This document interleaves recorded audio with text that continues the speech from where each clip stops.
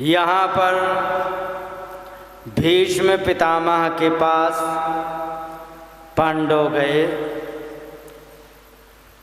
पांडव जिस समय भीष्म पितामह के पास गए, भगवान को देख करके उन्होंने प्रणाम किया। प्रणाम करने के पश्चात पांडवों की तरफ देख करके उन्हें दया ऐसी आ रही थी, पुरानी बातें याद आ रही थी।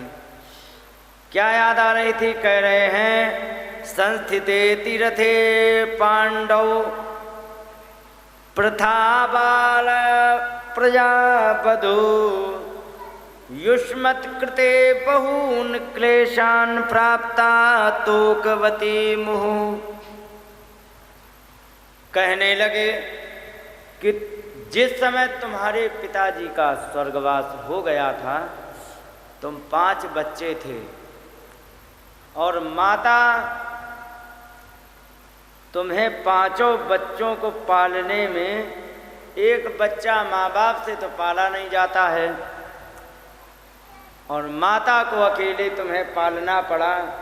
तो युष्मत् कृते बहून् क्लेशान, आप सारे 5 भाइयों के कारण माता ने बहुत से कष्ट उठाए, क्योंकि प्राप्ता तोकवती मुहुः। तोक माने छोटे छोटे, जैसे बच्चे हैं ना, ये 2 बैठे, इतने बड़े बड़े बच्चों को तोक कहते हैं, ठीक है। तो ऐसे तोकवती माने छोटे छोटे बच्चों वाली थी तुम्हारी माता। इतना कष्ट सहा, क्योंकि छोटे छोटे बच्चे कमा नहीं सकते हैं, कुछ कर नहीं सकते, तो इनका जो कुछ है सारा का सारा भार माता पर था तुम्हारी। लेकिन क्या किया जाए, कुछ किसी का इस पर जोर है ही नहीं, क्योंकि सर्वम काल कृतम मन्ये।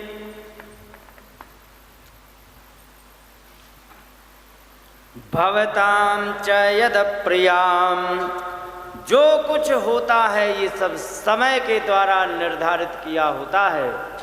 ध्यान रखो, आपके पास खुशी आ रही है, आपके पास दुख आ रहा है, आपके पास परेशानी आ रही है, आपके पास बहुत धन आ रहा है, आप बहुत बढ़िया हो, ये सब का सब समय के द्वारा निर्धारित किया होता है। मनुष्य के पुरुषार्थ का कुछ भी नहीं होता है, ध्यान रखो। इस प्रकार से यहाँ पर उन्होंने समझाया।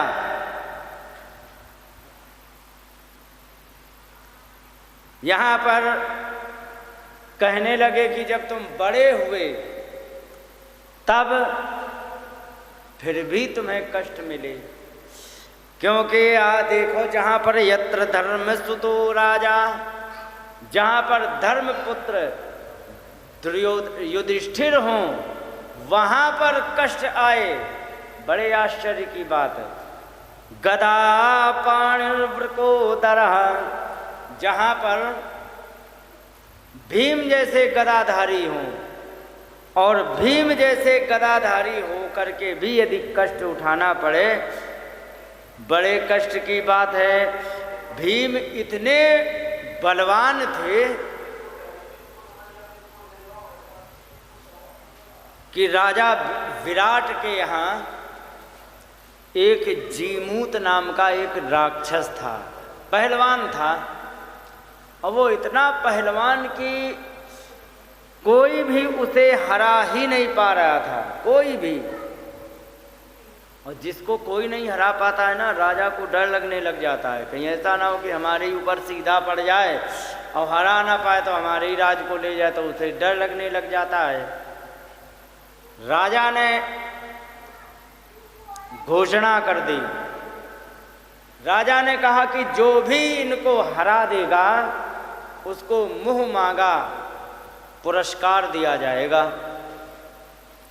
मुँह मांगा पुरस्कार देने की जिस समय बात भीम ने सुनी, और ये थे उस समय छिपे हुए वेश में, और छिपे हुए वेश में भीम थे, रसोइया बने थे, नकुल सहदेव घुड़साल में काम कर रहे थे, अर्जुन बृहंडला बन करके नृत्य सिखा रहे थे उत्तरा को, और युधिष्ठिर कंक बन करके रहते थे, जो पासे वगैरह उनका मनोरंजन का मतलब टाइम पास साधन बनाया था। युधिष्ठिर जी को कंक नाम था उनका, तो उन्होंने जा करके रसोइया के रूप में जानते थे। उन्होंने कहा महाराज आपकी यदि आज्ञा हो जाए तो हमें एक बार इससे हाथ मिला लेने दो।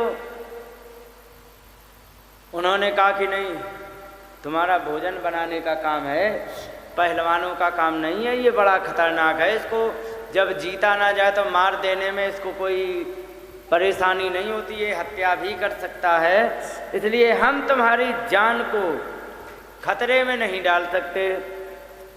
भीम ने 2-3 बार निवेदन किया, भगवान मान जाओ और महाराज मान जाओ। उन्होंने कहा कि जब तुम अपनी ही जान गंवाना चाहते हो तब जाओ, हम कुछ नहीं करें, लड़ो जाके। कहे कि महाराज हम लड़ेंगे अवश्य, लेकिन हमारी एक शर्त है। कहे कि क्या? कहे कि जो आप इनाम देंगे ना वो हमें कुश्ती लड़ने के पहले देंगे तो हम जीत जाएंगे। उन्होंने कहा ऐसा क्या है जो कि हम कुश्ती लड़ने के पहले दें तो जीत जाएंगे? क्योंकि जी पक्की बात जीत जाएंगे, लेकिन शर्त ये है कि इनाम आपका मुझे कुश्ती लड़ने के पहले चाहिए। राजा बड़े आश्चर्यचकित। उन्होंने कहा कि ठीक है, अच्छा छोड़ो जाने दो, ये बता तुम्हें इनाम में चाहिए क्या है? क्योंकि कुछ नहीं महाराज, बस एक समय का पेट भर के भोजन करा दो बस। राजा ने कहा कि तुम रसोइया हो करके भी भूखे रहते हो, वो भी हमारे राज्य में? कह कि रहते हैं नहीं रहते वो छोड़ो, वो तो हमारा समय है। उन्होंने कहा कि चलो ठीक है कोई बात नहीं, फिलहाल अभी तो युद्ध की बात, मल्ल युद्ध की बात करते हैं। ये बताओ कितना भोजन आपको लगेगा खाने के लिए? उन्होंने कहा कि बस थोड़ा सा हल्का फुल्का, क्योंकि फिर भी मात्र 200 रसोइया जितना भोजन बना देंगे वो हमारा एक टाइम का। राजा ने कहा कि ठीक, तुम्हारे लिए 200 रसोइयों से भोजन सामग्री तैयार की जाएगी। और कराई और अच्छी तरह खिलाया पिलाया, और उन्होंने अपनी थोड़ी कसरत करके और जाके अखाड़े में जीमूत नाम के पहलवान को पकड़ा, वैसे ऐसे घुमा करके और एक बार पटक दिया तो वहीं उसकी लीला समाप्त हो गई।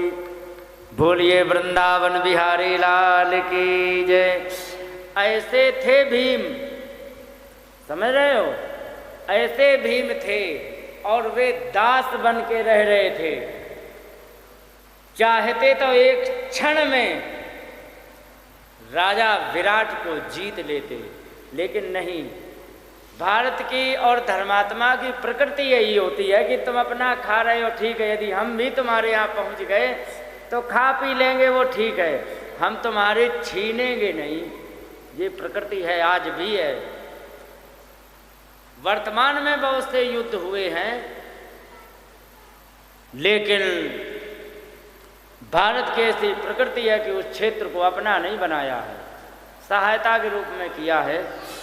इस प्रकार से वहाँ पर जब देखा ऐसा पराक्रम, तो कह रहे हैं कि गदा पाणिर्वृकोदरः, जहाँ पर इतने विशाल पराक्रम वाले भीम थे वहाँ पर तुम्हें कष्ट मिला। दूसरी बात, कृष्णोस्त्री गांडीवम चापम, जहाँ अर्जुन जैसे धनुर्धारी हों,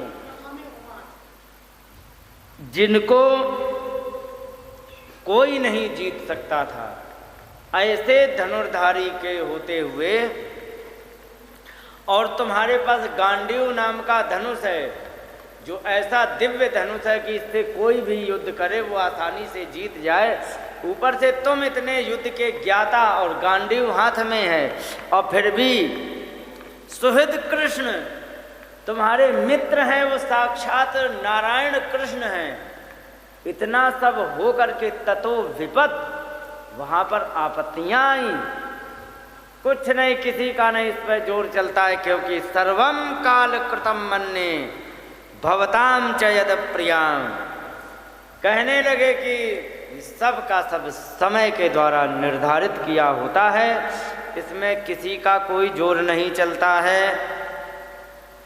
इसके बाद यहाँ पर भगवान की तरफ देखा, कहने लगे ये बताओ तुम्हारे पास ये जो कृष्ण हैं, जो मित्र हैं, इनको तुम क्या समझते हो, ये कौन है? उन्होंने कहा क्या बताया, ये हमारे मामा के लड़के हैं। कहने लगे जिनको तुम मामा के लड़का समझ रहे हो,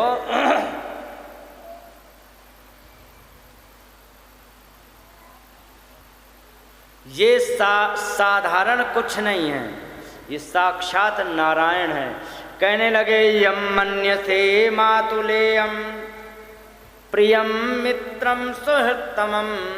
जिनको तुम मातुलेय माने मामा का लड़का समझते हो, प्रिय मित्र समझते हो, अपना हितैषी समझते हो, और जिनको तुमने क्या किया कि अकरोत सचिवम, मंत्री बनाया। अच्छा ये बताओ, राजा बड़ा होता कि मंत्री? राजा। और बनाया है भगवान को मंत्री, तो मतलब अपने से छोटा ही बनाया ना। और सचिव बनाया, ये छोड़ दो, और कई की दूत बनाया तुमने। दूत को कभी भी उचित सम्मान नहीं मिलता है। राजा के यहाँ जा करके जिस समय दूत पहुँचता था तो वहाँ गेस्ट हाउस, उसके लिए दूत अलग बनाया जाता था, दूतावास, तो वहाँ दूत लोग जाया करते थे। तो उनको तुमने दूत बनाया, तुमने जहाँ पर उचित सम्मान भी नहीं प्राप्त हो पाया। और इसके बाद सौहृदादथ सारथिम, तुमने अपना मित्र बनाया। और मित्रता की समस्या ये होती है कि इसमें किसी भी संबंध का कोई भी प्रभाव होता नहीं है। मित्र चाहे बड़ा हो चाहे छोटा, जो इच्छा हो सो कह दो भैया मित्र हैं, कोई बात नहीं, तुमने खूब हंसी मजाक की, कोई बात नहीं। लेकिन इनको तुमने सारथी बनाया। सारथी की क्या समस्या होती है मालूम है? क्योंकि जिस समय बाण चलाता है व्यक्ति तो दोनों हाथ उपयोग में आ जाते हैं। एक से धनुष पकड़ेगा, दूसरे से निकाल बाण चलाएगा। अब उसको लेफ्ट राइट रथ को मुड़वाना है सारथी के द्वारा, तो कैसे इशारा करेगा? तो वो पैर से इशारा करता था। कोई भी जो सारथी होता था ना, सारथी को पैर से इशारा किया जाता था। इधर पैर मारा तो इधर हो जाना, इधर पैर मारा इधर हो जाना, और जब कुछ नहीं तो सीधे चलते रहो। तो ये होता था क्योंकि वहाँ पूरा ध्यान सामने वाले योद्धा पे, पलक झपकते ही किसका बाण गर्दन को काट के चला जाए, इस चीज़ का भी ध्यान रखना है। और दाएं बाएं भी होना है, इसलिए पैर से इशारा करते थे। तुमने इन परमात्मा को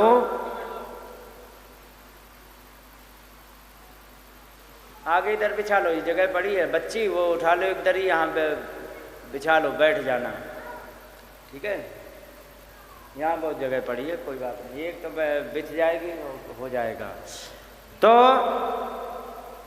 यहाँ पर उन्होंने कहा, कहने लगे कि तुमने इनको सारथी बनाया।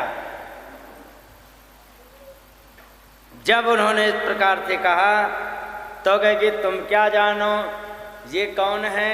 और एक बात और बता दें कि इनको कोई वैसे ही जान नहीं पाता है, क्योंकि कौन कौन नहीं जान पाता, कहीं कोई नहीं जान पाता है। यहाँ पर वे कह रहे गलती हो गई, इसको आगे को सरका लेते, चलो कोई बात नहीं, हो गया जो कुछ था। तो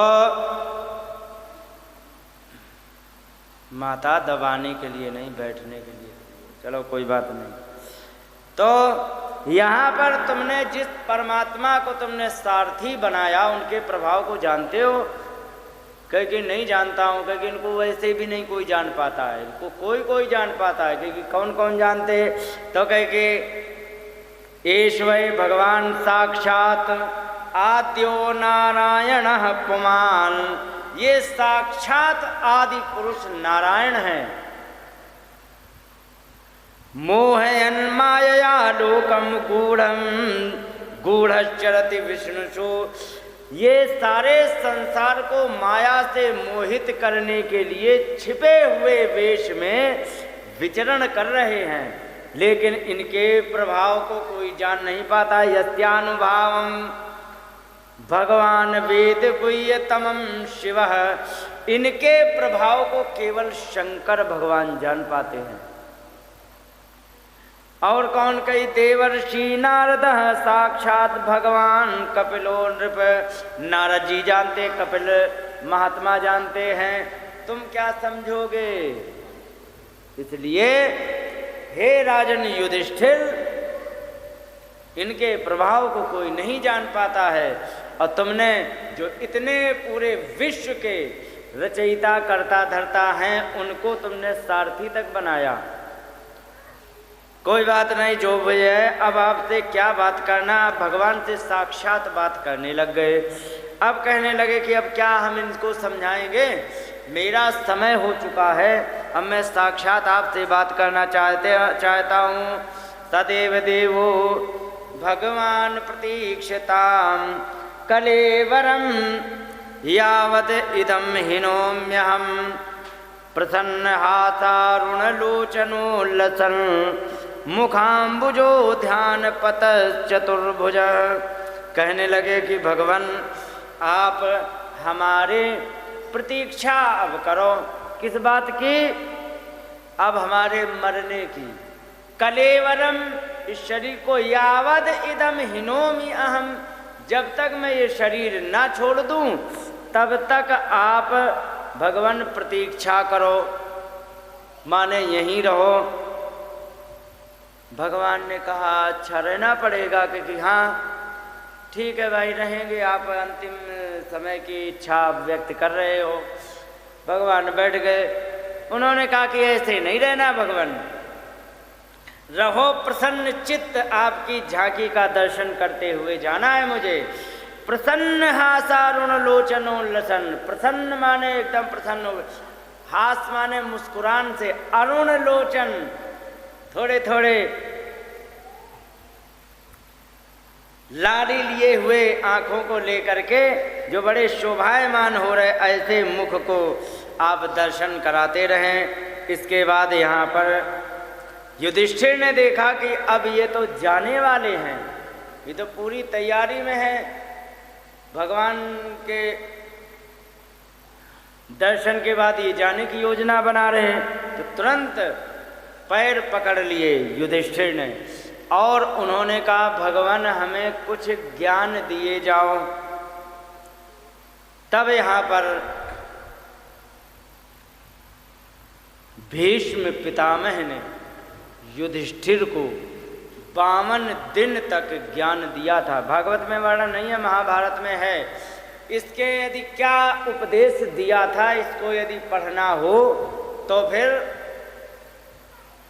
शांति पर्व और अनुशासन पर्व जो है महाभारत के, ये पढ़ने में पता लगता है कि क्या उपदेश दिया था। यहाँ तो सीधे से विषय सूची बता दी है, ये उन्होंने उपदेश दिया। दान धर्मान राजधर्मान मोक्ष धर्मान विभागशः स्त्री धर्मान भगवत धर्मान समास व्यास योगता। कहने लगे कि यहाँ पर दान का धर्म, दान धर्म के किस प्रकार का होता है, भगवान का धर्म किस प्रकार का होता है, राज का धर्म क्या होता है और स्त्रियों का धर्म क्या होता है, भगवत धर्म परमात्मा का क्या धर्म होता है। कहीं पर विस्तार से, कहीं संक्षेप में उन्होंने श्रवण कराया। कराने के पश्चात जब उन्होंने सारी बात कह दी,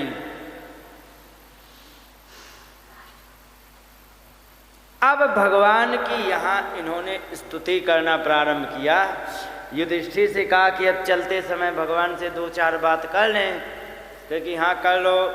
यहाँ कहने उन्होंने बढ़िया स्तुति की। इतिमति रूप कल्पिता वितृष्णा भगवती सात्वत पुंगवे विभूनि स्वसुखम उपगते क्वचित विहर्तुम प्रकृति मुपेयुषी यद भव प्रवाह। इस प्रकार से हमारी जो मति है, मति माने बुद्धि, जिसमें किसी भी प्रकार की तृष्णा नहीं है। तृष्णा तो जो जिसका अंतिम समय आ जाए, कितना भी बड़ा चोर हो, ध्यान रखो, कितना भी बड़ा चोर हो और पता लग जाए कि चौथे दिन फांसी होनी है, वो कभी भी चोरी नहीं करेगा। कि करेगा? क्यों नहीं करेगा?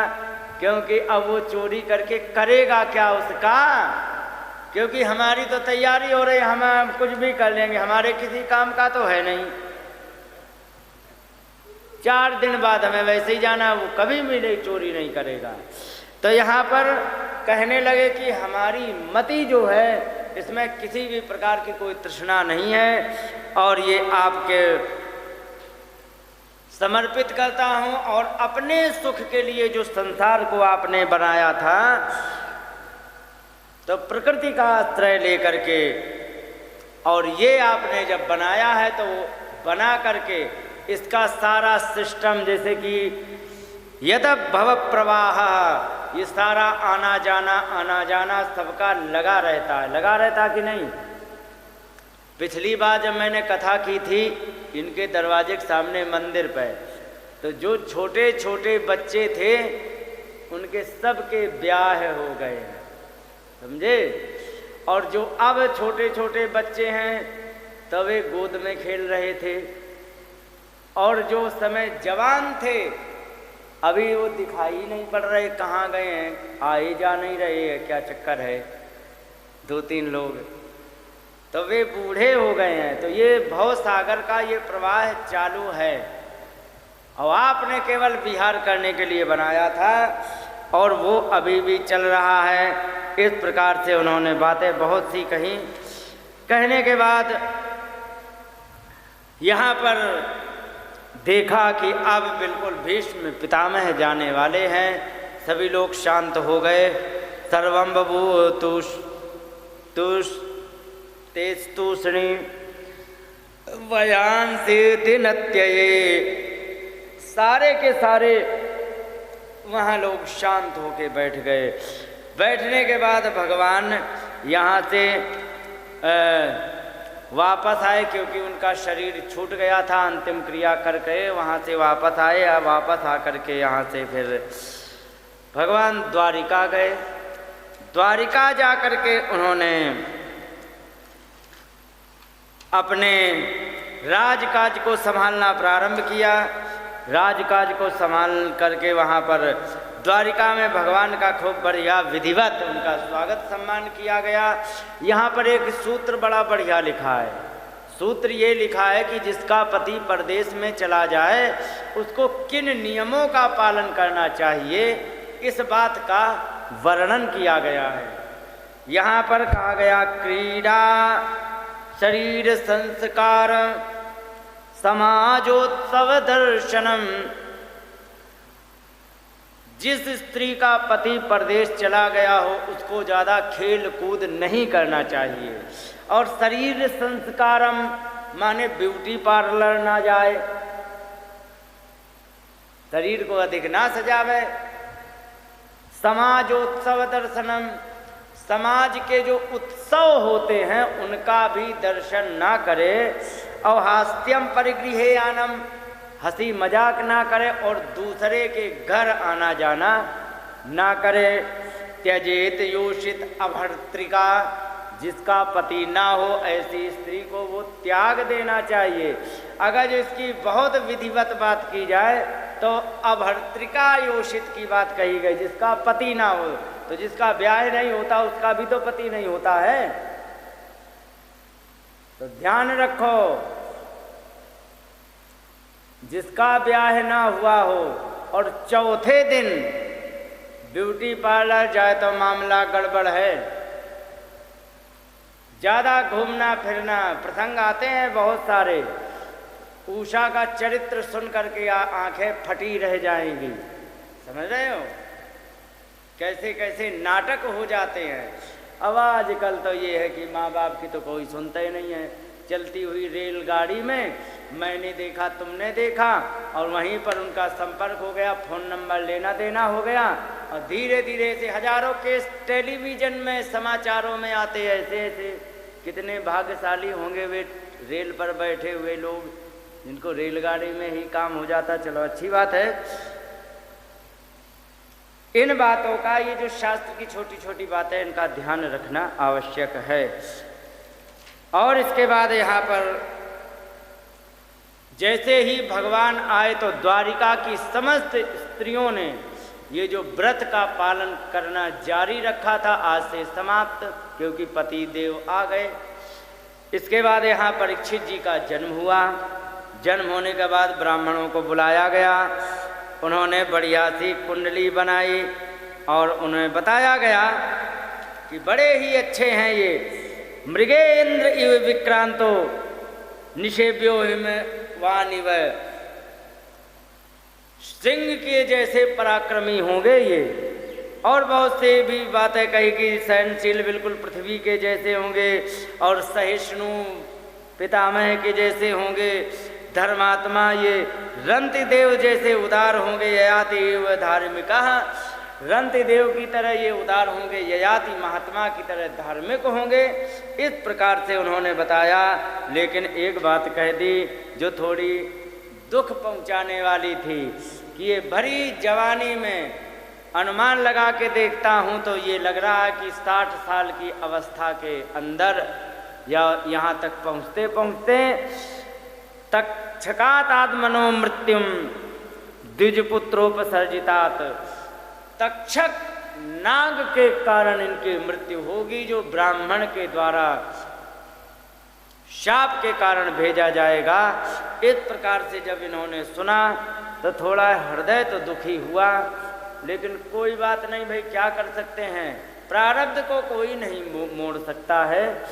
इस प्रकार से यहाँ पर इनके जन्म का संस्कार और पालन प्रारंभ हो गया। अब यहाँ पर एक नई घटना बता रहे हैं। नई घटना क्या है कि 2 लोग महाभारत के युद्ध में सम्मिलित नहीं हुए, एक बलराम जी, दूसरे बच्चों क्या नाम इसका, पूजा, हाँ पंचायत मत करो नहीं तो दूर दूर बैठाएंगे, एक को इधर एक को इधर, हाँ बच्चे जो ज़्यादा बात करें दूर दूर बैठा दो, एक कोई बड़ा बूढ़ा बीच में घुस के बैठ जाओ, बस हो गया। हाँ तो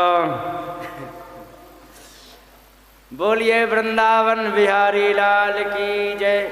अब जब बात करें तो पीठ में अपने ऐसे करके रखना और धमाक से दे देना, हो गया काम।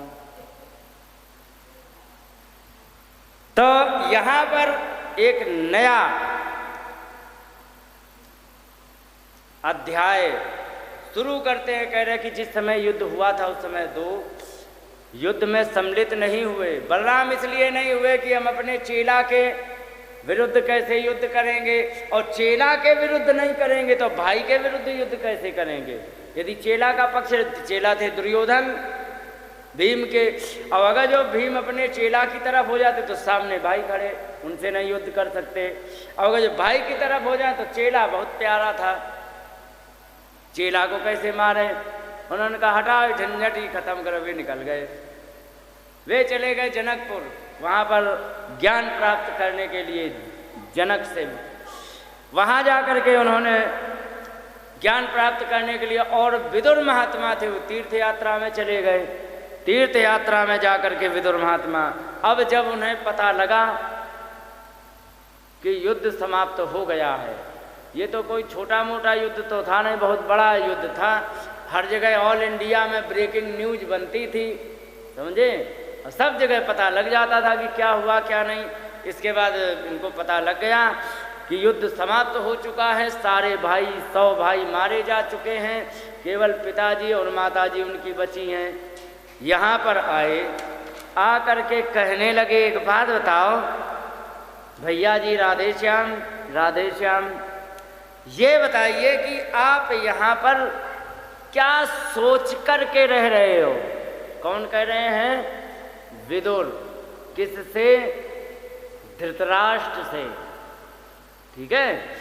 ये बताइए तुम क्या सोच के रह रहे हो। कह रहे कि अहो महीयसी जंतो जीविताशायया भवान, देखो जीव को अपने जीने की कितनी बड़ी आशा लगी होती है, क्योंकि देखो तुम अपने जीने के लिए अभी भी तैयार हो, जबकि तुमने अपने सारे पुत्रों को मरवा डाला कि नहीं, लेकिन फिर भी तुम अभी जीवित हो। दूसरी बात, जीवित हो वो बात कोई बात नहीं, लेकिन जहां पर अपमान का भोजन मिल रहा हो वहां पर भी तुम जीवित हो। कई वो कैसे कि कैसे क्या मैं देख नहीं रहा हूं क्या, कि क्योंकि भीमापवर्जितम पिंडम आदत्ते गृहपालवत, भीम के द्वारा छोड़े हुए तुम्हें रोटी के टुकड़े कुत्ते की तरह तुम्हें खा रहे हो। कहीं हम कुत्ते की तरह क्यों खा रहे, तो कहने लगे ये बताओ, छाती पे हाथ धर के ये बताओ, तुमने आज तक इन पांडवों के साथ कौन सा ऐसा भला काम किया है जिसको सोच करके तुम रह रहे हो। अब वे चुप, लेकिन हमें पता है कि तुमने क्या क्या किया। कहेगी क्या क्या किया, कहेगी सुनो, अग्नि निशिष्टो दत्तश्च गरोदाराश्च दूषिता, तुमने अग्नि निशिष्टा, आग में तुमने इनको जलवाया था, याद है? हाँ जलवाया था। दत्तश्च गरो, जहर तुमने दिलवाया था, याद है? दाराश्च दूषिता, इनकी पत्नी जो द्रौपदी थी, तुम्हारे राज दरबार में तुम्हारे जागे हुए बैठे पर भी अपमान हुआ था कि नहीं, और तुमने एक भी बार विरोध किया। इतना ही नहीं, हृदम क्षेत्रम धनम ये शाम तत्तरशुभि कियत, जिनका तुमने धन हरण कर लिया, क्षेत्र माने राजपाट हरण कर लिया, और उनके साथ रह करके तुम जीवित रह के कौन सी तुम पुरुषार्थ की मतलब कामना कर रहे हो, या कौन सा तुम पुरुषार्थ कर रहे हो, ये तो बताओ हमें। और जरा सोचो, तुमने इतने अपराध किए थे, तुम्हें ये नहीं लगा था कि जीवन 4 दिन का है, भगवान ने जितनी चाबी भर दी है उतना ही ये नाचता है, और जिस दिन चाबी खत्म तो राम नाम और लेके चल देते हैं, है कि नहीं? तो उतनी ही देर तक ये चलता है जब तक चाबी भरी हुई है, और इतने अल्प जीवन में तुमने इतने उत्पात कर लिए, तुमने जरा सा भी तुम्हें ज्ञान नहीं आया, क्योंकि भगवान ने जो दिया था जीवन वो इन छोटे छोटे निर्दोष अनाथ बच्चों को परेशान करने के लिए तुम्हें नहीं ये जीवन मिला था। या तो ढंग से राजपाट चलाते, या तो राजपाट नहीं चलाते तो कम से कम भगवान का भजन करते। इसलिए आपको ये जीवन एक निश्चित समय पर के लिए मिला था।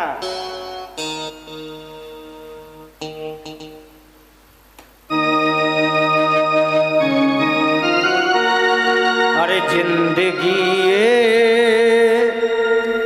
किराए का घर है, एक न एक दिन बदलना पड़ेगा। जिंदगी ये किराए का घर है, एक न एक दिन बदलना पड़ेगा। जिंदगी ये किराए का घर है, एक न एक दिन बदलना पड़ेगा। जिंदगी ये किराए का घर है, एक न एक दिन बदलना पड़ेगा। मौत जब तुमको आवाज देगी, मौत जब तुमको आवाज देगी, घर से बाहर निकलना पड़ेगा।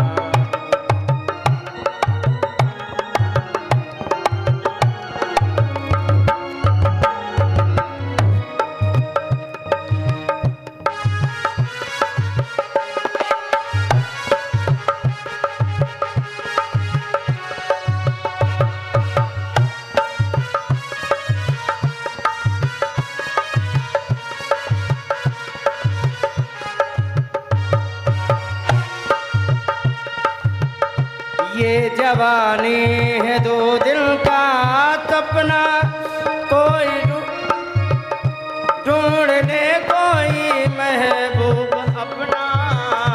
ये जवानी है दो दिल का सपना, ढूंढ ले कोई महबूब अपना। क्योंकि ध्यान रखो, जवानी की बात यहाँ क्यों कही गई है, समझने का विषय ये है। जवानी में ही आप धन और धर्म कमा सकते हो, ठीक है। जो धन और धर्म जवानी में कमा लोगे, बुढ़ापे में उसी को उपयोग करोगे। अब हाथ पैर चल नहीं रहे, वृंदावन की परिक्रमा लगानी, क्या करोगे? मन मार के रह जाओगे। जब जवान हो वो परिक्रमा लगाओ, क्या परेशानी है। इसलिए कह रहे हैं ये जवानी है दो दिल का सपना, ढूंढ ले कोई महबूब अपना।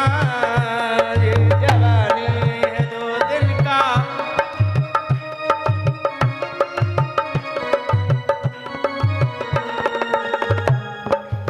क्योंकि ये जवानी अगर ढल गई तो, ये जवानी अगर ढल गई तो उम्र भर हाथ मलना पड़ेगा। जिंदगी ये किराए का घर है, एक न एक दिन बदलना पड़ेगा।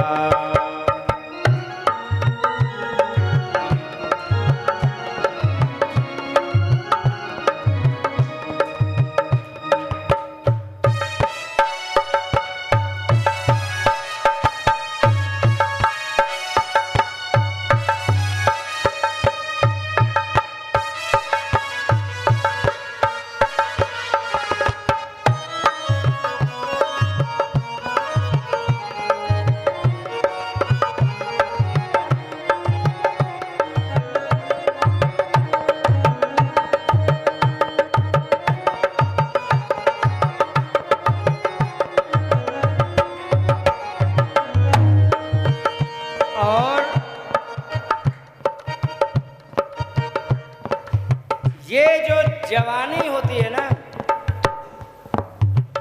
तो आते पता लगता, ना जाते पता लगता है। वो तो तब पता लगता है जब 1 किलोमीटर चलने पर घोटू दुखने लग जाए, है ना। और जवानी में जो आपने कर लिया, यदि उसमें चूक गए, बुढ़ापे में तुमसे कुछ नहीं होगा। और ये समय तुमने छोड़ दिया तो फिर जीवन भर पछतावा के अतिरिक्त कुछ नहीं रहेगा कि अरे हम ये कर लेते, वो कर लेते। वो गया, चलो जवानी गई, बुढ़ापा आया। बुढ़ापे में अब तुम क्या हो, क्या है?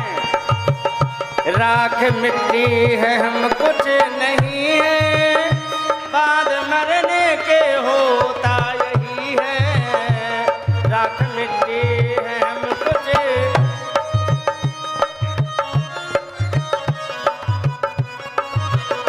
राख मिट्टी है, हम कुछ नहीं है, बाद मरने के होता यही है।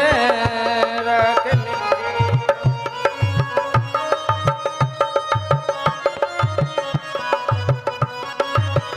और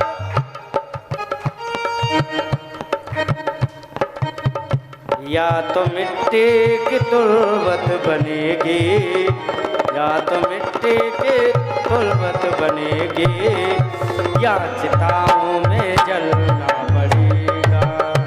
या तो मिट्टी की तुरबत बनेगी, या चिताओं में जलना पड़ेगा।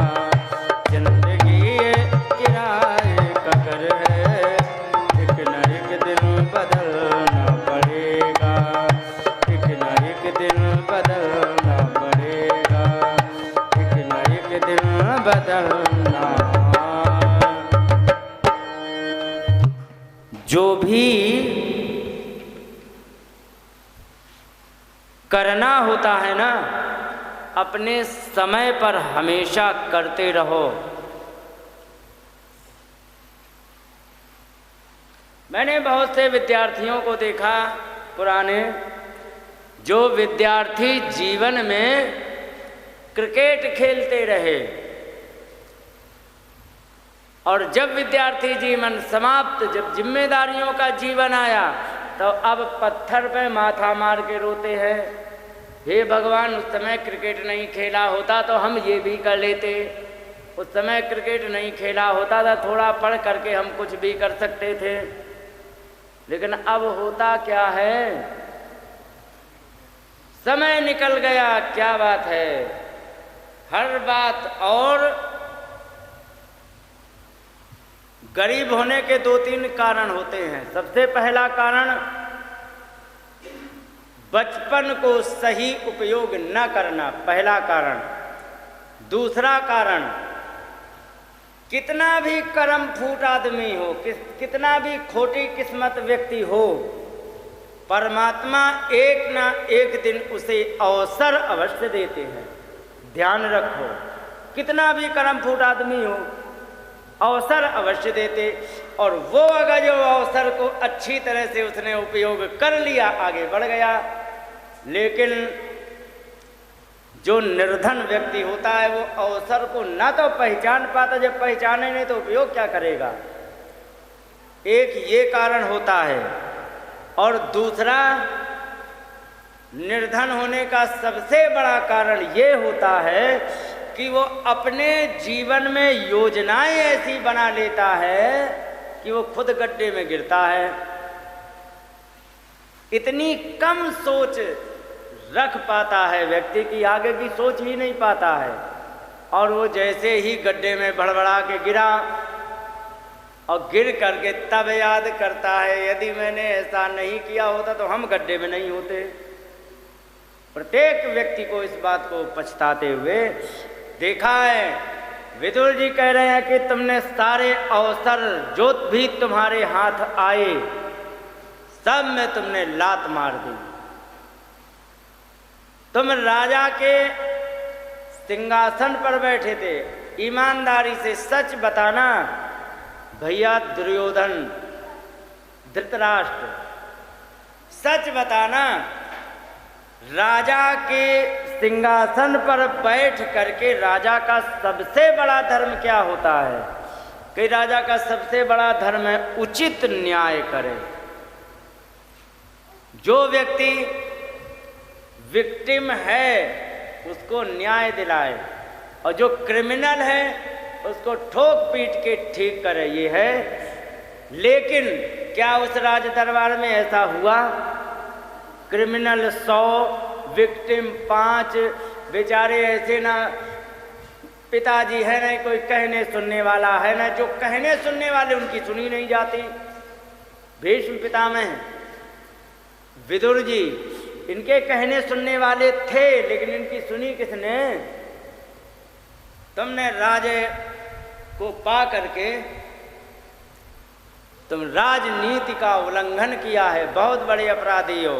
अब तुम्हारे लिए तो अब बताओ होना क्या चाहिए? अब तुम्हारे लिए प्रायश्चित का ही एक विकल्प बचा है। चलो मेरे साथ, यहाँ खा रहे हो कुत्ते की तरह रोटी फेंकी हुई, चलो मेरे साथ। और यहाँ पर बड़ी इतनी कठोर बात तो कोई कही नहीं। भीमापवर्जितम पिंडम, भीम के दिए हुए पिंड माने टुकड़े, आदत्ते गृहपाल, तुम कुत्ते की तरह खा रहे हो। गृहपाल माने कुत्ता।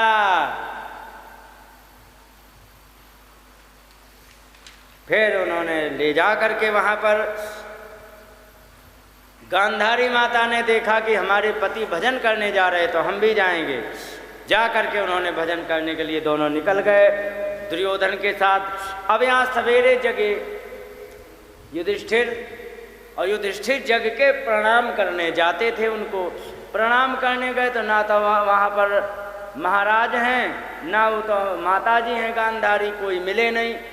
उन्होंने ढूंढने का प्रयास किया, बहुत ढूंढा, मिले ही नहीं। फिर ये बड़े दुखी हो गए। तब तक नारद जी आ गए। नारद जी ने कहा चिंता मत करो, जो कुछ हुआ बहुत अच्छा हुआ है, वे अपने जीवन का कल्याण करने के लिए गए हैं, आप चिंता मत करो। इसके बाद उन्होंने अपना राज्य का पालन प्रारंभ कर दिया। या राज्य का पालन प्रारंभ करने के पश्चात अपना धीरे धीरे करते रहे, करते करते यहाँ पर एक बार क्या हुआ कि अर्जुन गए द्वारिका। द्वारिका जाकर के अर्जुन वहाँ पर रुके कुछ दिन, और उसी समय भगवान ने एक नई लीला प्रारंभ कर दी। कौन सी? देखा कि ये जो हमारा परिवार है, मूर्ख लोगों को मैंने देखा है। क्या मूर्ख लोग क्या करेंगे, जैसे उनके 3 4 5 भाई हो जाएं तो किसी के को भी समझते ही नहीं है। जैसे ही कोई बात हुई तो 5 और टूट पड़े मिलके मार दिया। तो क्योंकि जो समझदार व्यक्ति है अपने काम पर आगे ध्यान देता है, वो झगड़े से बचता है, क्योंकि उसके पास काम के अतिरिक्त किसी भी बात के लिए तो समय होता नहीं है।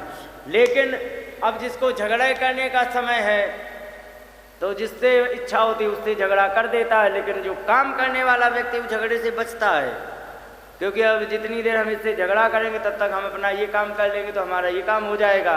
अब वही व्यक्ति आगे बढ़ता है। इसीलिए तुमने देखा होगा जो बनिया होते हैं कभी भी झगड़ा नहीं करेंगे, क्योंकि ये बहुत अच्छी समझ होती है उनमें कि जब तक हम इससे माथापच्ची करेंगे, भले ही तुम बेईमानी कर जाओ 10 रुपए की नहीं बोलेगा वो। सोचता क्या है कि जब तक हम इससे माथापच्ची करेंगे तब तक हम 4 ग्राहकों से हम 20 रुपए कमा लेंगे, और अगर जो हम तुमसे झगड़ा करेंगे तो 10 रुपए तो गए हैं, ये जो 20 रुपए इनसे कमा रहे वो भी जाएंगे। इसलिए वो आगे बढ़ जाता है। और मूर्ख व्यक्ति यहीं पर धोखा खा जाएगा तो वे डरते नहीं। भगवान ने देखा कि हमारे बालक बच्चे नाती पोते ये किसी से नहीं डर रहे, जिसको पाते उसी को पकड़ के पीट देते, जिसको पाते जो इच्छा हो रही सो। भगवान जान गए ये भविष्य के लिए खतरा है। भगवान ने शाप दिला करके सारे परिवार को नष्ट कराया। कराने के पश्चात अपने आप को भी क्योंकि उनका एक समय निर्धारित था, कहा था कि हम मात्र 100 साल के लिए पृथ्वी पर जाएंगे, वहाँ पर दुष्टों का नाश करेंगे। 100 साल का वादा करके 125 साल तब भी रुक गए। वे अपने बैकुंठ धाम में गए। यहाँ पर जब भगवान चले गए, यदुवंशियों का संहार हो गया, अर्जुन वहीं थे, तो अर्जुन भी नहीं आए और यहाँ पर अपशकुन होने लग गए। किनको? युधिष्ठिर को। एक बात तो मैं बता दें, तुम्हारे जीवन में जो भी अच्छा बुरा जैसा भी घटने वाला है ना, वो सब उसकी आगे से आगे सूचना तुम्हें मिलती रहती है। समझे? आगे से आगे तुम्हें सूचना, अच्छा कुछ होने वाला है आपको आगे से अच्छी सूचना मिलेगी। ब्याह होने वाला तो उसकी अलग सूचना मिलेगी। यदि कोई नुकसान होने वाला उसकी अलग सूचना। प्रकृति कभी भी किसी को बिना नोटिस दिए कुड़की नहीं करती है, ये ध्यान रखो। यहाँ तक कि छोटी छोटी बातें जैसे कि पानी वानी बरसने वाला है, आंधी आने वाली, इसकी भी सूचना देते। बस ये है कि हमारी आंखों में पट्टी बंधी तो बात अलग है, लेकिन सूचना सबकी देते प्रकृति। मरने की सूचना 1 साल पहले मिल जाती है। आगे कैसा होने वाला तो यहाँ सूचना है, यहाँ बहुत सी लिखा है। नद्यो नदाश्च क्षुभिता सरांसी च मनांसी च। नदियाँ और नद माने बड़े बड़े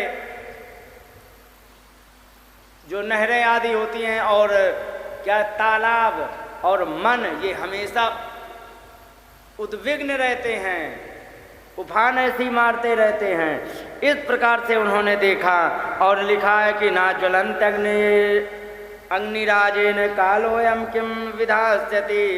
बहुत प्रयास करने पर अग्नि प्रज्वलित नहीं हो रही है। हे समय क्या करने वाले हो? ना पिबंती स्तनावत्सा, बछड़े दूध नहीं पी रहे हैं। न तो हंती च मातरा, गाय का दूध निकालने जाओ लात मार रही है। इसके बाद यहाँ पर रुदंत अस्त्रमुखा गावो, गाय है वो आंखों से आंसू टपका करके रो रही हैं। न हिष्यंत वृषभा ब्रजे, ब्रजे माने गौशाला में बैल बहुत प्रसन्न नहीं है। भगवान जाने क्या होने वाला है, क्या नहीं होने वाला है।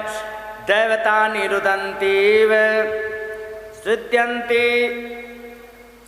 युच्चलन्ति च। देवताओं का दर्शन करो तो ऐसा लगता है जैसे कि वे बैठे बैठे रो रहे हों। इस प्रकार से उन्होंने देखा। इमे जनपदा ग्रामा पुराण पुरात्या नाकरासमा कहने लगे कि जहाँ पर देखा जाए वहाँ पर, गांव में शहरों में कहीं भी चले जाओ, सब स्त्रीहीन आनंद रहित लोग रह रहे हैं। क्या बात है। तब तक अर्जुन आ गए अर्जुन। तो उन्होंने कहा क्या बात है भैया, आप रो क्यों रहे हो द्वारिका से आने पर। कहने लगे कि क्या बताया जाए, जिन परमात्मा की कृपा से इतनी भयंकर भयंकर कठिनाइयों में घिरने के पश्चात भी हम पांचों के नाखून नहीं टूटे, आज वही परमात्मा। यहाँ पर तो भगवान की लीलाओं का बहुत लंबा वर्णन किया गया है। इतना लंबा वर्णन करके अर्जुन ने सुनाया है कि अगर जो पूरी बात पूरे 2 अध्याय कह दिए जाएं तो पूरी भगवान के कृष्ण की लीलाएं पूरी हो जाए। यहाँ पर उन्होंने कहा कि वे परमात्मा आज मुझे छोड़कर चले गए, तो पांचों पांडवों ने सोचा कि चलो अब तो पृथ्वी रहने योग्य नहीं बची है। उन्होंने जाकर के उत्तराखंड की यात्रा करके अपने जीवन का कल्याण किया। माता कुंती को जैसे ही पता लगा कि भगवान कृष्ण चले गए धराधाम को छोड़ के, उन्होंने तुरंत वहीं पर अपने प्राणों का त्याग कर दिया। और उन्होंने प्राणों का त्याग किया और कुंती माता साथ, द्रौपदी साथ चली गई। तो 6 लोगों ने अपने जीवन का कल्याण किया और यहाँ राजा बना दिया था परीक्षित जी को। कुछ बड़े हो चुके थे, परीक्षित जी को राजा बनाया तो अब बड़े धर्म पूर्वक राजा राजपाट अपना चलाने लग गए। एक दिन राजा परीक्षित घूम रहे थे और घूमते घूमते एक जगह उन्होंने बड़ा आश्चर्य देखा। आश्चर्य उन्होंने ये देखा कि एक शूद्र राजा का वेश धारण करके और उस बैल को मार रहा जिसकी 3 टांगें वैसे ही टूटी हैं, एक टांग पर जैसे तैसे संभल के खड़ा है और पास में गौ खड़ी हैं जो रो रही हैं। तो इस प्रकार से जब उन्होंने देखा तो उन्होंने कहा ये बता कस त्वं मच्छरणे लोके बलान बली, तो हमारे आश्रित रहने वालों को, तो इन निर्बलों को क्यों मार रहा है। इसके बाद का नरदेव शिवेशेण नटवत कर्मणा द्विजाः, कहने लगे कि तू राजा का वेश धारण किए है लेकिन राजा है नहीं, क्योंकि तू कोई और है। इस प्रकार से बता कौन है। परीक्षित जी ने पूछा। कहने लगे कि तुम्हें ये बताओ, इसी ने अकेले मारा या और कोई तुम्हें मार पीट के गया है। क्योंकि उन्होंने जब देखा तो कमजोर थे, लेकिन पूछा कि इन्हीं ने तुम्हें मारा है कि कोई और मार के गया। तो उन्होंने कहा कि महाराज क्या बताया जाए, इस संसार में यही पता लगाना सबसे बड़ा कठिन है कि हमारे जीवन में हमें कष्ट दे कौन रहा है। न वयम क्लेश बीजानी यतस्यु पुरुषर्षभ, हमारे जीवन में कष्ट है उसका कारण कौन है हमें आज तक ये नहीं पता लगा। कहने लगे कि पुरुषम ते विजानीमो वाक्य भेदो विमोहिता, कोई कुछ कहते हैं कि कोई दुख देता, कुछ कहते कोई दुख देता है।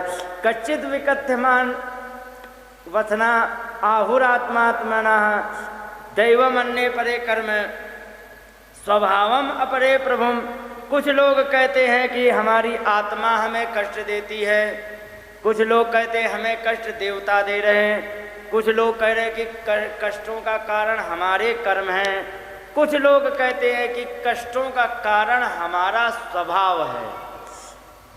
और सच ये है कि ये सब होते हैं। स्वभाव कैसे? जैसे कि किसी व्यक्ति से आपने जरूर देखा होगा, एक व्यक्ति ऐसा जिससे हंसी मजाक कर दो तो मुस्कुरा के और तुम्हारे बात का सम्मान करके चला जाता है, ठीक है। और एक से हंसी मजाक कर दो तो लाल पीला हो जाता है, हो जाता कि नहीं? ये बताओ, मजाक तो आपने दोनों से की थी और किसी से द्वेष नहीं था, एक मुस्कुरा के चला गया प्रसन्न होके, एक गाली दे के या नाराज होके चला गया। जो नाराज होके गया उसे कष्ट हुआ ना। ये बताओ, कष्ट तुमने दिया कि किसने दिया है? उसके स्वभाव ने, क्योंकि मजाक तो आपने दोनों से की। यदि आपने कष्ट दिया होता तो उसे भी कष्ट होना चाहिए, लेकिन उसे नहीं हुआ, इसको हो गया। क्यों हो गया? क्योंकि उसका स्वभाव जो है वो हंसी मजाक को सहन करने की क्षमता नहीं है। और एक बात और बता दे, बहुत मोटी सी, चलते चलते एक शब्द में, जो व्यक्ति बहुत ज़्यादा प्रेम करने वाला सबसे होता है वही हंसी मजाक करेगा भी, वही मुस्कुरा के सहेगा भी। और जो कह दे कि हमें हंसी मजाक नहीं पसंद, जान लीजिए कि प्रेम नाम का अंकुर तो इसके अंदर है ही नहीं। झगड़ा करने वाला व्यक्ति है, ऐसे से सावधान रहना चाहिए, ठीक है। ये बात होती है। प्रेम नाम का जिसके अंदर अंकुर नहीं होता वो झगड़ालू होता, उसको हंसी मजाक पसंद नहीं आती। तो यहाँ पर कहने लगे कि ये सब बताते हैं, अब हम किसको बता दें कि हमें कष्ट कौन दे रहा है? राजा परीक्षित समझ गए कि मैं समझ गया, धर्म ब्रवीमीश धर्मज्ञो धर्मोसी वृष रूप धृक, मुझे पता लग गया कि आप साक्षात धर्मराज हो, जो बैल के रूप में हो। यद धर्म कृत स्थानम सूच कस्यापि तद भवेत, कहने लगे कि हमें पता लग गया है कि आप साक्षात धर्म हो, और धर्म होने के कारण आपने बैल का रूप धारण किया है। आप इसीलिए इस प्रकार की बात कर रहे हो कि हमें दुख देने वाला कौन है, क्योंकि सच यही है। कुछ लोग अपने अपने अलग अलग मत देते हैं, लेकिन कोई बात नहीं। अब जो मार रहे थे उससे जाके गुर्राए पड़े, कहने लगे अरे तुम कौन हो? कहने लगे कि क्या बताएं महाराज, अब मैं हूँ कलयुग, मेरा समय आ चुका है। परीक्षित जी ने डांट के कहा, ए सुनो, कलयुग हो चाहे कोई भी, मेरे राज्य के अंदर तुम्हें प्रवेश करने की आवश्यकता नहीं है। जहाँ पर मेरा राज्य न हो वहाँ चले जाओ तुम। उन्होंने कहा महाराज, पूरी त्रिलोकी पृथ्वी पर कहीं भी हम जाएंगे, सब जगह आपका राज है, तो हम ऐसे कहाँ जाए महाराज? ऐसे तो हम बेघर हो जाएंगे, रहना तो आप ही के यहाँ है। तो कहे, उन्होंने कहा सुनो, हम जहाँ जहाँ तुम्हें बताएं वहाँ रहना, उसी जगह बाजार लगाना, सब जगह बाजार तुम मत लगाना। तो अब ध्यान रखो कहाँ कहाँ पर कलयुग का निवास है, ठीक है। और ये मैं नहीं, भागवत कह रहे। यहाँ लिखा है द्यूतम पानम स्त्रिया सोना यत्रा धर्म चतुर्विधा। द्यूतम माने जहाँ पर जुआ खेला जाता हो, ठीक है, वहाँ पर कलयुग होता है। क्योंकि जो भी 20,000 हार जाएगा तो उसका बीपी नॉर्मल होगा या हाई, और हाई यदि हुआ उससे जरा सी बात कही जाएगी तो तुरंत लड़ने को तैयार हो जाएगा कि नहीं? और जब हो जाएगा तो वहाँ गुत्थम गुत्थी होने कोई बड़ी बात नहीं होती है, कोई बात नहीं। घर में आया, एक बात बताओ, जिस घर की खून पसीने की कमाई को 20,000 रुपये, कुछ भी 1000, हम कहे 10 रुपये सही, और जुए में यदि कोई हार आए तो घर वाले आरती दीपक से करेंगे या डंडे से।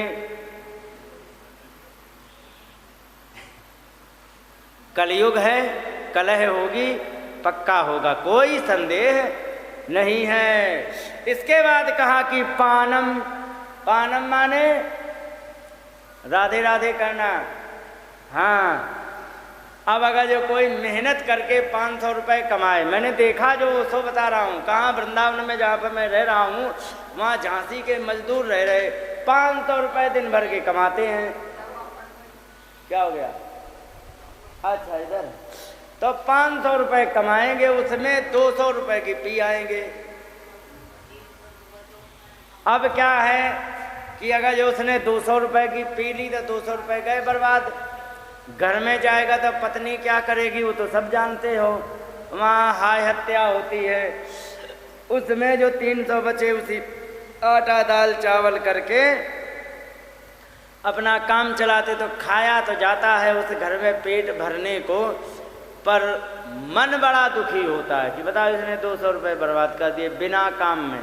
दूसरी बात, सेहत बन जाए तो भी ठीक है, किडनी और ख़राब कर रहे हैं, तो अभी तो इनको पीने को चाहिए है पैसा, और फिर जब ये बीमार पड़ेंगे तो इनको ठीक कराने को पैसा चाहिए। तो उस घर में कलह होगी कि नहीं? और मान लो कोई पी के आया और पत्नी से झगड़ा किया, तब क्या होगा? और दूसरी बात और बता दें, शराब पीने वाले व्यक्ति को और जो कुकर्म करने वाले, माने घर में पत्नी है फिर भी इधर उधर ताकने वाले व्यक्ति के, उसके घर वाले कभी भी सम्मान ना तो बच्चे करते हो ना ही पत्नी करती है। ध्यान रखना। हाँ, गरीब हो, यदि कमा नहीं पाते हो, गरीब हो, पत्नी पूरा सम्मान देगी, बीमार हो पत्नी पूरा सम्मान देगी, लेकिन शराब पी रहे हो या गलत काम कर रहे हो पत्नी कभी सम्मान नहीं देगी। हाँ, सबके सामने दिखाने के लिए कर देगी हाँ पति देव है, लेकिन अंदर अंदर वो जलती रहती है। जिसने ऐसा कर रखा होगा वो सबको अनुभव होगा। इसके बाद कहा स्त्रियां, वो स्त्री जो किराए पे आती हैं उसकी बात कही गई है। स्त्रियां तो सब हैं, अपनी माताएं होती, बहनें होती, बेटियां होती, तो ये भी तो स्त्रियां हैं।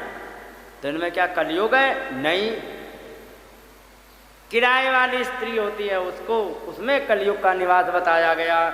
इसके बाद सूना, सूना कहते हैं हत्या करने को, जहाँ पर काटे जाते हों पशु, उनको बना के खाया जाता हो, चाहे घर हो चाहे दुकान, वहाँ पर कलयुग का ही वास होता है। कलयुग ने हाथ जोड़े, महाराज तुम्हारी जय हो जाए, हमारा परिवार बहुत बड़ा और तुमने सब कूड़े कचरे वाले कमरे हमारे ही नाम कर दिए। भगवान एक आध साफ सुथरा एसी वेसी वाला कमरा दे देते तो हमारा अच्छा काम चल जाता।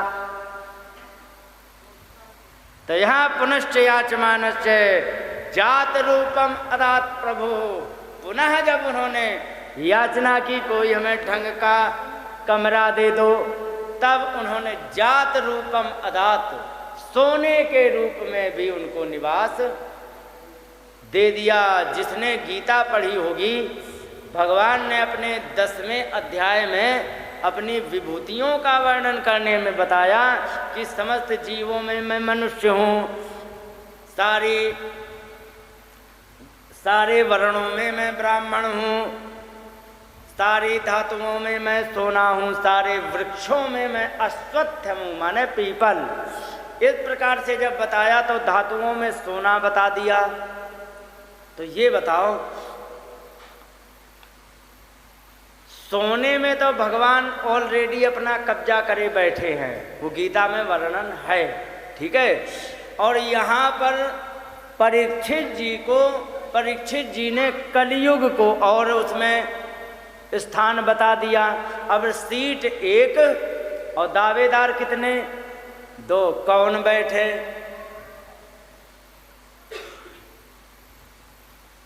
तो इसका बड़ा सरल और आसान उपाय, दोनों की प्रकृति देख लो, ठीक है। भगवान की प्रकृति है धर्म की और कलयुग की प्रकृति है अधर्म की। और ध्यान रखो, जिस प्रकृति के माध्यम से वो सोना आएगा उसी में उसका निवास होगा। यदि धर्म के माध्यम से आया सोना तो उसमें परमात्मा का वास होगा, और यदि कान से तोड़ करके, गले से तोड़ करके आएगा तो वो अधर्म का मार्ग है, तो अधर्म में कलयुग का स्थान होगा, बस इतना ही अंतर है। और इसके बाद यहाँ पर जब दे दिया तो यहाँ पर अब कलयुग तो ताक में था। श्रोता बहुत आ रहे भाई।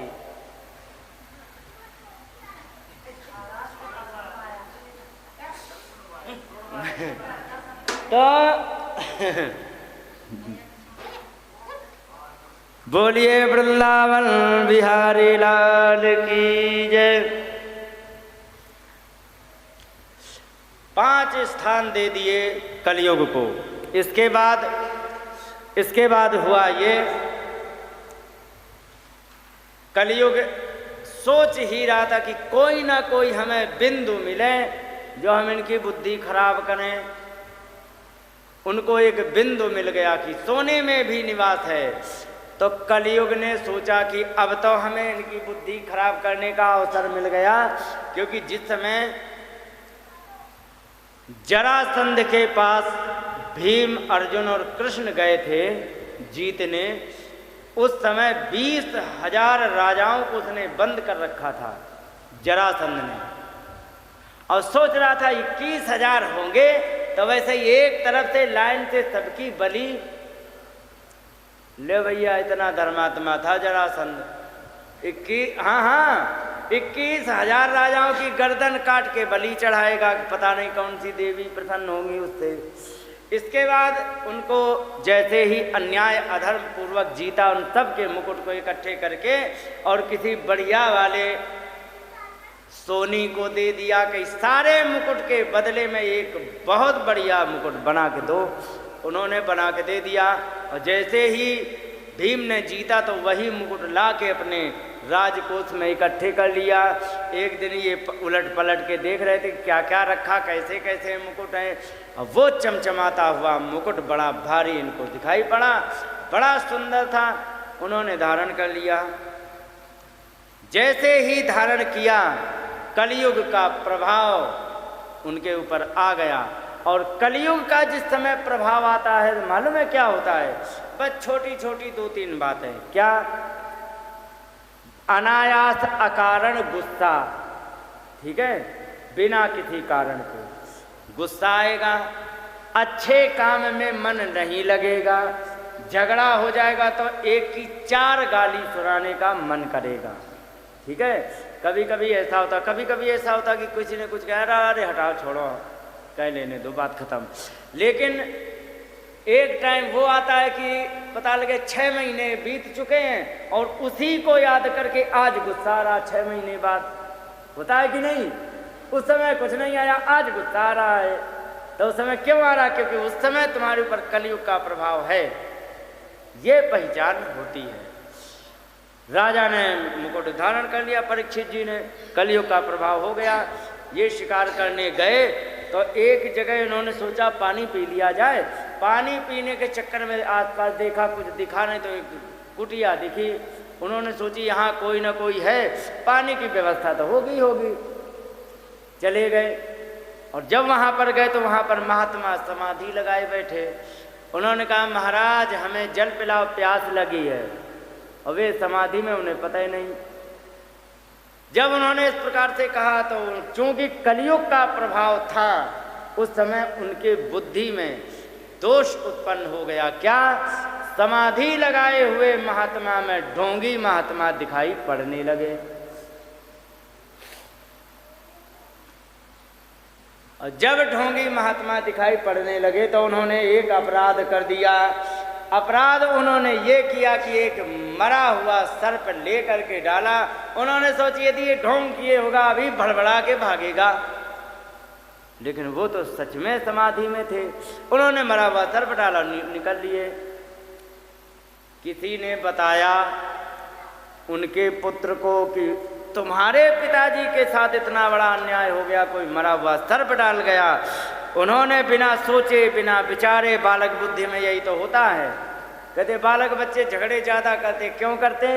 बिना सोचे विचारे आगे क्या होगा, पीछे क्या होगा, भविष्य में क्या असर पड़ेगा, उन्हें कोई मतलब नहीं। उन्हें जो करना है तो करना है। बालक बुद्धि आगे पीछे का हिसाब ना करते हुए उन्होंने कौशिक्यापस्पृश्य वाग वज्रम विसर्जहा, बिना कुछ सोच विचार किए कौशिकी नदी का जल लेकर के और भयंकर वाणी का वज्र प्रहार कर दिया। कहने लगे इति लंघित मर्यादम तक्षकः सप्तमे हनि, जिसने इस प्रकार की मर्यादा का उल्लंघन किया है कि किसी समाधिष्ट महात्मा को मरा हुआ सर्प डाला है, जिसने इस मर्यादा का उल्लंघन किया है उसको आज के ठीक सप्तमें अहनि 7वें दिन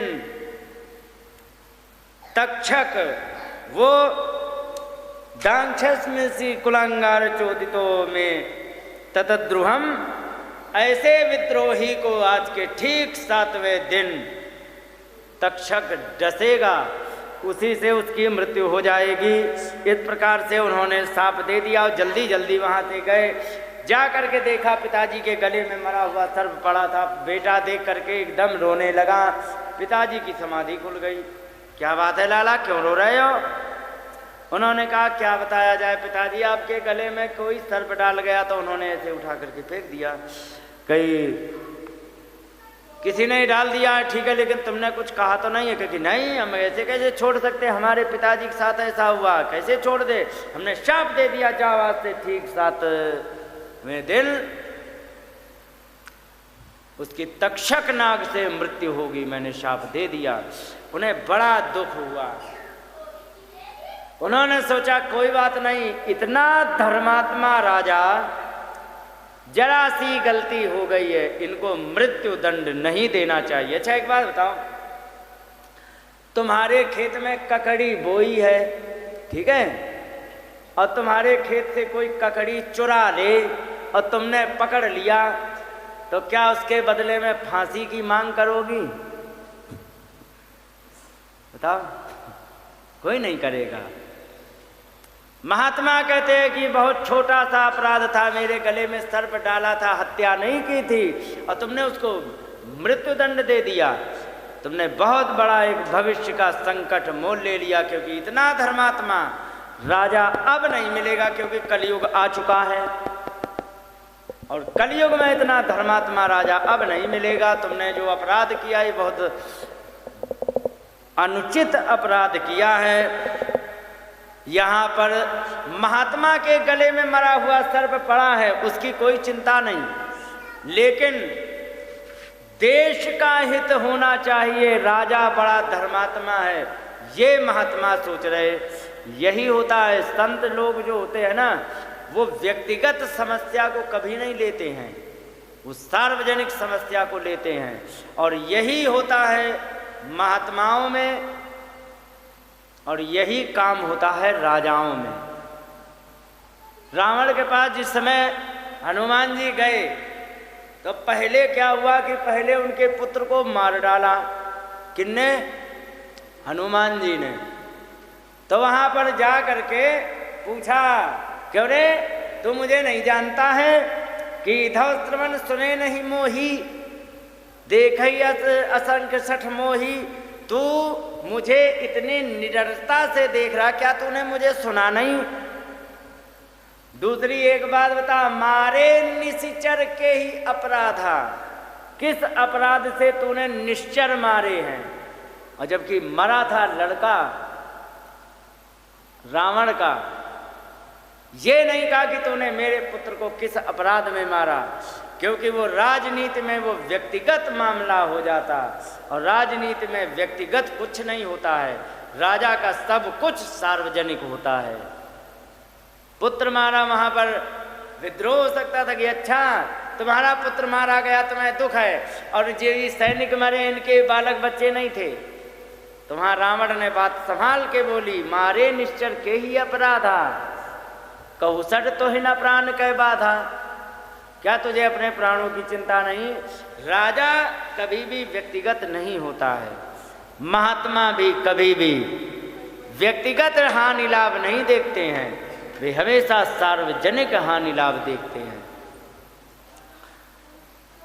यहाँ पर उन्होंने डांट करके उनसे कहा कि तुमने बहुत बड़ा अपराध किया, इतना धर्मात्मा राजा को तुमने मृत्यु दंड दिया है, बहुत अन्याय तुमने किया। इस प्रकार से यहाँ पर डांट करके 2 चेले भेज दिए परीक्षित जी के पास, जाओ उनको सूचना दे दो तुम्हें शाप लग गया है। यहाँ परीक्षित जी ने मुकुट उतारा तो कलयुग का प्रभाव समाप्त। अब उनको होश आया कि हे भगवान, मैं तो बहुत बड़ा अपराध करके यहाँ आ गया। क्या? निर्दोष महात्मा के गले में मैं सर्प डाल के आ गया। बड़ा प्रायश्चित कर रहे थे, लेकिन उन्होंने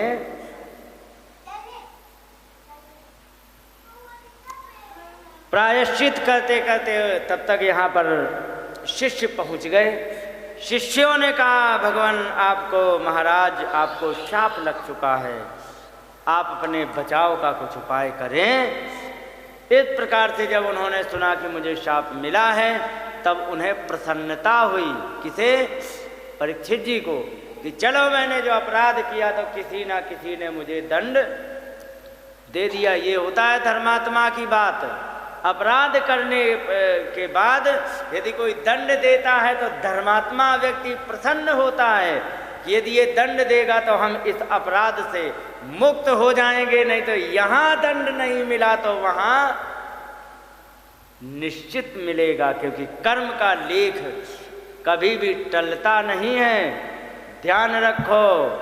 इस प्रकार से जब उन्होंने सोचा कि चलो किसी ने मुझे दंडित किया, उन्होंने सारा राजपाट छोड़ के जन्मेजय को राजा बनाया, और बनाने के पश्चात सारा राजपाट छोड़ करके गंगा जी के किनारे बैठे। गंगा जी के किनारे बहुत सारे महात्मा आए, विचार विमर्श हो रहा, क्या होना चाहिए, 7 दिन है इनके पास, क्या करना चाहिए, महामृत्युंजय मंत्र जपें कि गायत्री जपें, क्या करें। आपस में विचार विमर्श चल ही रहा था। इतने में यहाँ पर तत्राभवत भगवान व्यास पुत्रो यदृच्छया कामटमानोनपेक्षा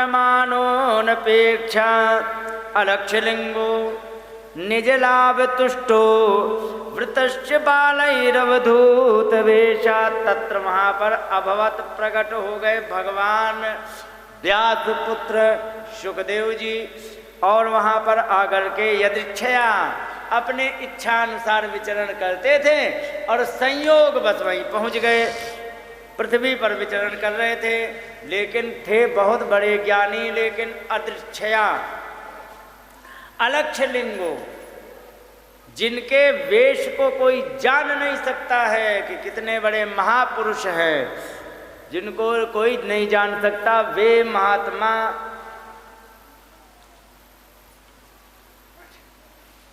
आ गए वहाँ पर।